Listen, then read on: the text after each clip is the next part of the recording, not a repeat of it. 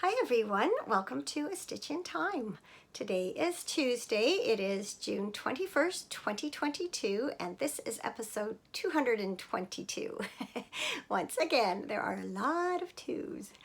There used to be a pizza place and their jingle went call 222, 2222, and that's what it reminds me of. Mind you, if I had recorded tomorrow, it would have been June 22nd, 2022, and episode 222. But it's not. It is June 21st, and it is the first day of summer here in the Northern Hemisphere. And of course, if you live in the Southern Hemisphere, you are heading into winter, which is kind of how it feels like here. Not really. That is a bit of an exaggeration, but you know, we've hardly had any spring, let alone summer. I have to say though, everybody you talk to says they will take this cool wet weather that we're having this year over last year's heat dome any day. And while I do partially agree with them, I just want to find a happy medium. We still have not been able to string more than one or two nice days together, and I just miss the sunshine and the warmth. Today it's overcast. I think there's a bit of rain in the forecast, but at least it's warmer. I am, as you can see, able to wear a sleeveless dress quite comfortably today, so I guess I shouldn't complain. Have I introduced myself yet? I don't think I have. I am Carol, also known as Knits and Pearls on Ravelry, and I am coming to you from the Fraser Valley of British Columbia, Canada, which is not too far from Vancouver. Once again, it's been almost a couple of weeks since we last spoke. Without intending to, this has somehow become a bi-weekly podcast. And that's something I would like to rectify sooner rather than later, and get back to recording once a week. But I already know that I'm not going to be recording next week. So I am not sure when that's going to happen. I'm just gonna muddle through the best I can and record when I get a chance, and hopefully you'll enjoy it when I do manage to find the time. Before I show you my works in progress for this episode, I just want to remind all of you that the Year of the Stash Make Along is taking place in the A Stitch in Time podcast Ravelry group. You are welcome to come by, join in anytime. There are two components. There is a general Year of the Stash chatter thread that's running all year and has a prize that is awarded monthly. And then there's also a monthly personal sock yarn club. All I ask is that you take a moment and just read the first post in each of the pertinent threads to familiarize yourself with the rules and guidelines. But I hope to see you there joining in the conversation. I am just always enjoying it so much when I log in and see all the beautiful projects and the gorgeous yarns that all of you are discovering or rediscovering in your stashes. I think that's been one of the most enjoyable parts of this make along for me this year, is just rediscovering all those lovely yarns I already own. I've hardly had to do any shopping this year, and it's been just a nice change.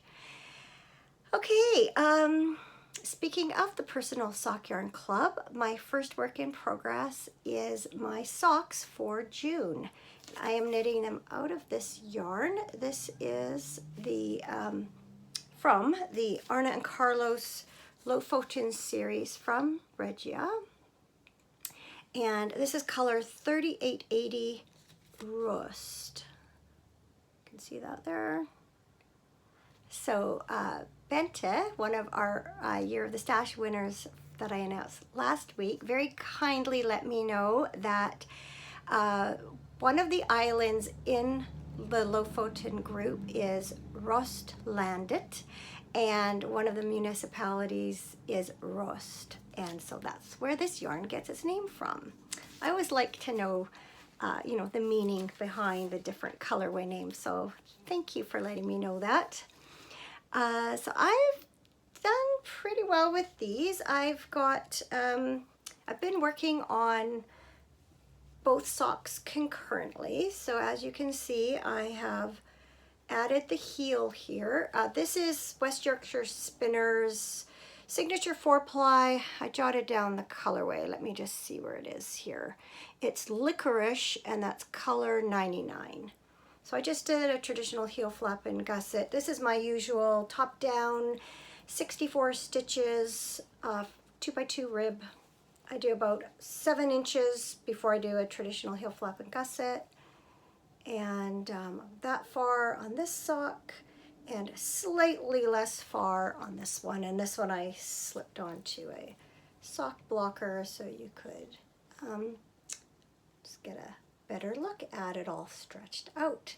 So this was one of my favorite colorways in this collection. I just love the bright red and yellow, and I'm enjoying knitting these up. I did have a little bit of car time this week, unexpected car time. So I was able to work on these, and also like sitting around and chit-chatting to people, things like that. Let's see, what do I have next? Oh yes, this is a sweater that I've been working on. It is called Yellow Brick Rodeo, and it is by Mary Annarella of Lyrical Knits. This is a top-down circular yoke sweater, and I am knitting it from, this is my main color. It is from Fiber Spates. It's the Vivacious 4-ply, and the colorway is 80607 Deep Aqua. And it is a 100% superwash merino fingering weight yarn. And I've combined it with this skein. And this is from Flock Fiber Studio, pardon me, Flock Fiber Studio. It's Take a Hike sock. There's their logo. Take a Hike sock, which is 80% superwash merino, 20% nylon, also fingering weight. Don't think you can see that because it's shining. There we go. That's the Frozen Dawn colorway. And I got this as part of a yarn set from Knit City, a winter themed yarn set. Best part is I'm finished working with this colorway, and I have plenty for a pair of socks. So excited about knitting that up. I think it'll be really pretty in the socks. And I will show you how it looks like knit up in the sweater. I am recording a little later than I'd planned today because I really wanted to get to the point where I had separated for the sleeves, the body and sleeves. And I did make it there, but I hoped I would have the yoke long enough, but I actually need to add a few rows. So here it is so far. So you can you cast it on with the main color, do your ribbing, and then you do this yoke pattern. And hopefully you can see how it kind of does a zigzaggy thing down the yoke. It has all these little bricks piled up on top of each other. So I'm going to bring that a little closer so you can see how all the beautiful pastel shades of the Frozen Dawn colorway knit up. And yeah, so I did try this on. I split for the sleeves and body, just did a few rows, slipped it onto you know, other needles and waste yarn and tried it on. It is just a little bit short, and so I'm going to take it back and I think add about 3 or maybe 4 more rows of this plain knitting, and then I'll separate again, and then it's just plain knitting all the way down the body. I'm going to add a little bit of waist shaping, and then it's supposed to just have these very short cap sleeves. But if I have enough yarn, I'm going to lengthen the sleeves a little bit. I find I don't really wear my wools, like I don't anticipate wearing a wool sweater like this with no sleeves too much in the summer. I guess for the spring. Anyway, I just want a little bit longer, I think. We'll see. This is going to be just a, we'll see how it turns out kind of sweater. When I tried it on, I was really delighted with it though. I think it's very pretty. It's a really cool stitch pattern on there. Super easy. I think she calls it her Yellow Brick Rodeo. The bricks obviously are here, and of course the sweater sample was yellow, but the idea is that if this is your first rodeo, if this is your first time knitting a top-down circular yoke sweater, it's an easy one. So highly recommend it. This is the third pattern I've done this year by Lyrical Knits, Mary Annarella, and I really like the way she knits her, or writes her patterns. So far they've turned out really well. I like her style. So she's just a designer that I've kind of discovered lately, and I'm really happy with everything so far that I've made of hers. So yeah, so I'm gonna take this back, and hopefully by next episode I should have a good bit of the body done. I thought that I might be able to enter this in the Fiber Nymph Dye Works Mio Mal, the Make It Your Own Mal. My theme is the 4 seasons, and with a colorway called Frozen Dawn, it fits right into that theme. My chances of finishing this by the end of June are slim to none. So chances are it'll just be something I work on over the next couple of months. The Make Along is taking a break for July, and then it'll resume again in August. So it'll be a good time to kind of, you know, work on other things. And one of those other things is the Helen Stewart Miss May Mystery Shawl. So here's your fair warning that if you do not want to be spoiled, I am going to show clues 1 and 2 and talk a little bit about what's coming up for clue 3, which landed in our inboxes this morning. So fair warning, go away for a little bit. Again, once again, I will do my best to remember to put a timestamp so that you can jump ahead to the next segment if you so wish. Here it comes. All right, so last week I had shown you the yarns I had chosen and told you that I was going to be doing a little bit of reworking on my shawl. And so just as a reminder, here are now the 4 colors that I'm using for this shawl. I am using 3 colors of Sweet Merino Light from Sweet Fiber. This is a 100% superwash merino singles yarn. And this color is Sea Glass. This color is Smoke.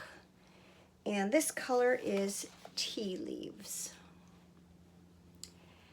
And I had originally tried a Mad Tosh yarn that had a gold or holographic sparkle in it that had all of these colors, but I didn't like the way it was knitting up. And so I pulled out another Mad Tosh Merino Light without any sparkles, and this is called Jupiter's Moon.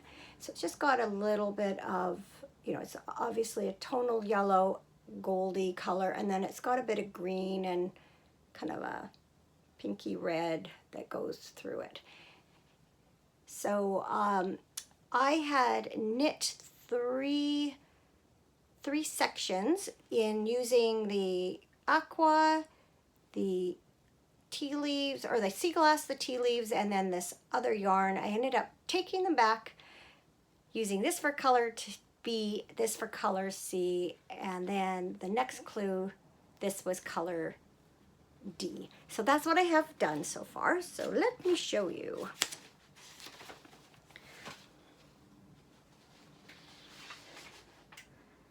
Okay.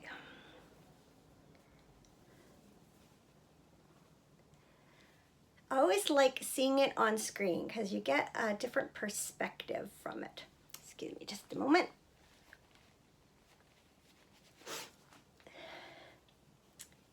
So yeah, so clue 1 had the first 3 sections. So this twisted kind of rib, goes into this section here, which then flows into this section here.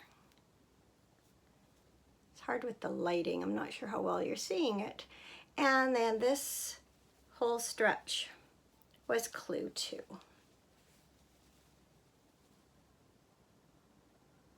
So I like the way the motifs are kind of flowing into each other. So once again, I'll bring this back here so you can see.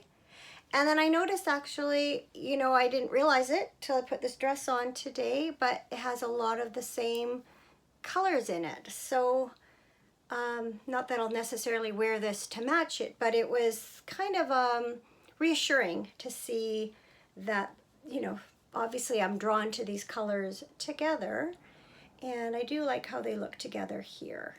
So as I mentioned, we just got clue 3 today, and it is going to use this color next and then go back to this color.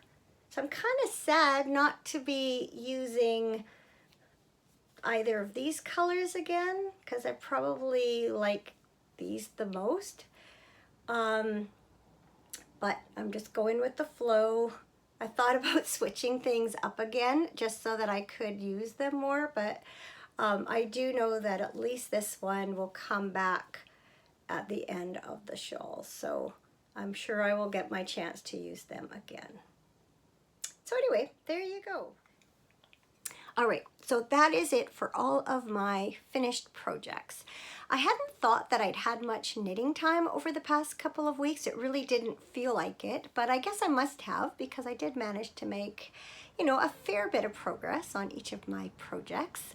I think it's just because there's been lots going on, several different events to attend. In fact, I got to wear high heels 3 times in 1 week. I don't think I've worn high heels 3 times over the past 2 years. So it's kind of fun to have had some special occasions to get dressed up for. The first of these I told you a little bit about last episode in my Something Good segment, when I told you that my mom was going to be receiving a Platinum Jubilee pin for her volunteer work. So that took place a week ago Sunday in a place called Kamloops. That is the largest city in her electoral district or riding. It's about a 3-hour drive from here, and it's about an hour and a half from where my mom lives. So I left home fairly early Sunday morning, and she caught a ride with her friend who was also receiving a pin, and her husband. So we met up at the university where the event was being held about an hour or so before it started. It was really nice up there. I left raindrops behind and drove into some sunshine, so that was a nice change. So the event was a Jubilee tea. So we went in the room. It was all had nice, like, big round tables with white tablecloths and nice bright centerpieces that had the Canadian flag and the Union Jack and some red carnations, and a big cake, and then some cupcakes that were arranged in the shape of 70 for the 70th year of the Queen's reign. And I have to say it was a very humbling experience for me to be in that room with so many people who had given so much of themselves. As each recipient went up to get their pin and certificate from the Member of Parliament, they read off a little something about the kind of work that they'd been involved in.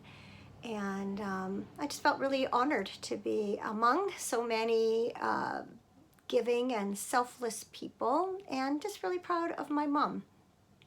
It was something that meant a lot to her. She has been a admirer of the royal family pretty well all her life. I didn't remember this, but apparently when she was younger, the Queen and Prince Philip went through her hometown, and she went to see them. They were on a train going through town, so she was able to see the Queen, and ever since then she's collected newspaper clippings and magazines and books, And so it really was a truly meaningful experience for her. I'll put a few pictures in here, and then afterwards we learned that there was a media company that had been recording the event, and my mom ended up being the thumbnail for the little video clip, and then she's in it, and I'm also in it right at the very end, sitting with her friend and her husband watching the proceedings. So if you feel like it, you can, I'll leave a link in the show notes, and you can take a look and see if you can spot me right near the end. So after the tea, we met up with her friend's son and his family for an early dinner. And then they all left to go home, and my mom and I stayed overnight. She had already had an appointment booked for the following day, and then she took advantage of being there and also booked her booster shot for her COVID vaccine. So once we took care of that, it was around noon or so when we headed home. And oh man, what a different drive going home than it was going up. It was raining, and at one point we were quite high in a mountain pass, and it was foggy, and the rain was just pouring down. I could hardly see. It was like white-knuckled driving.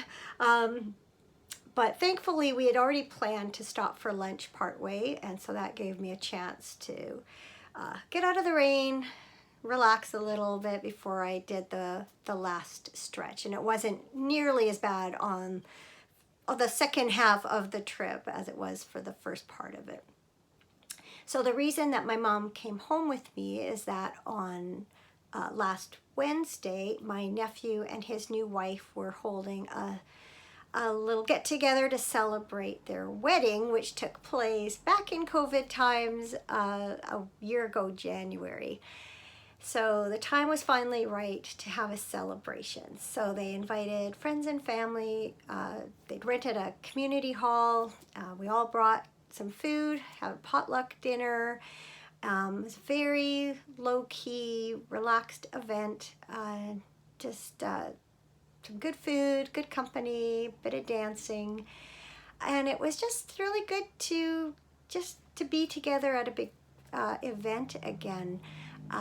Got to see my sisters-in-laws, who I hadn't seen for, more than 2 years for sure. And some of my family was there. And yeah, it was just a really, really, really nice event. And then my mom went home the next day. My brother-in-law drove her back home.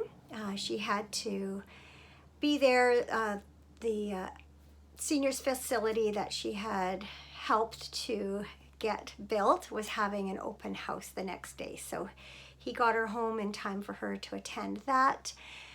And then we had not planned this, but we ended up that afternoon heading over to Vancouver Island for a sad occasion and a happy occasion. So one of my sisters-in-law recently lost her mom.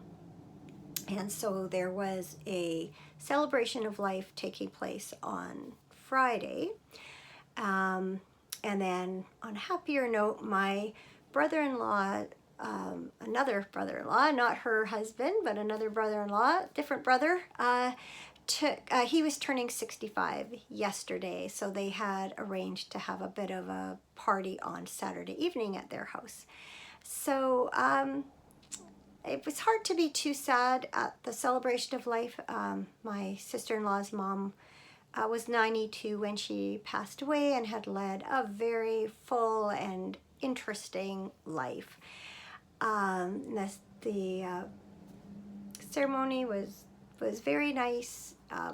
The hardest part was just seeing my sister-in-law's emotion as she gave her mom's eulogy. Of course, that's a very difficult thing to do. So we did that and then headed home. early Sunday morning, we had booked the 9 o'clock ferry to come home because it was Father's Day here. And our Father's Day tradition has evolved over the years, and our two boys like to come over sort of late afternoon, evening, bring beer and pizza, and watch bad movies with my husband.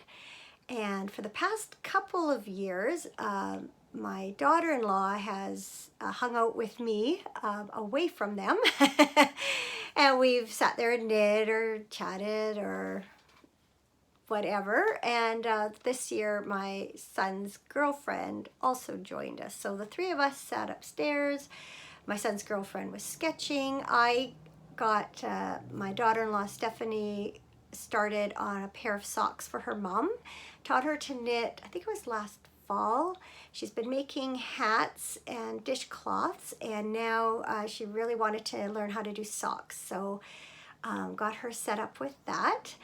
And then knit on my own project once she was well on her way with the ribbing. So it turned out to be a really nice evening. But it was just a jam-packed week between going away twice, having my mom here. So yesterday, Monday, trying to catch up on some things. I think I'm all caught up on Ravelry messages and YouTube comments, some correspondence, some bill paying, laundry, you have it. And then I'm glad that I've had a chance today to sit down and record. I think that's it. Let me just check. Oh yeah, my something good. Right. I'd flip the page to see it.